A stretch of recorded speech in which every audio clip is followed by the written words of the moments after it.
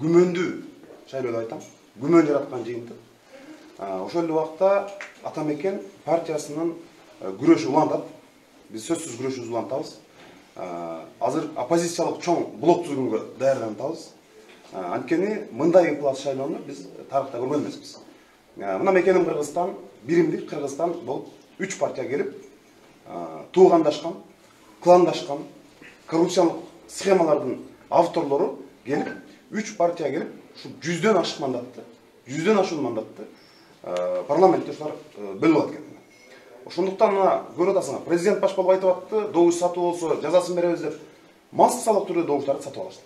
Бул мындай тандоо болгон жок элде. Тандоо укугунан ажыратып койду. Массалык түрдө добуш сатып алуу болду.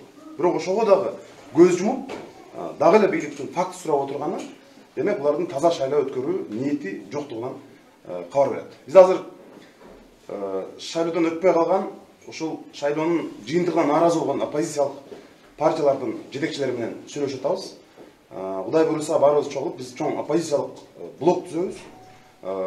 Дагы биздин күрөшүбүз уланат. Ал эми шайлоонун жыйынтыгын таанып отуралы, азыр бул расмий Бородок шайлоо комиссиясынын жыйынтыгы чыккандан кийин ага боюнча дагы өзүнчө билдирүү таратабыз. Бирок Рыскелди Момбеков коллегам айткандай, тарыхта болуп көрбөгөндөй эң ыкылас, абдан булганган шайлоо өттү. Канчалаган видеолор чыгып атты.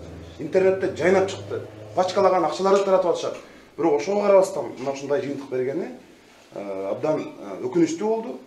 Мен ойлойм, канча жыл иштейт булардын азыркы келген парламент, ал дагы мындай бир күмөн жатат. Мен ошо бир эле сөз айтам, шайлоонун жыйынтыгы күмөндүү. Жадан мырза, Азаттыктан Айбек, неме күрөш уланат деп атпайсызбы? Күрөш уланганда кандай таризде уланат? Мисалы, тынчтык акциялар болушу мүмкүнбү, же болбосо?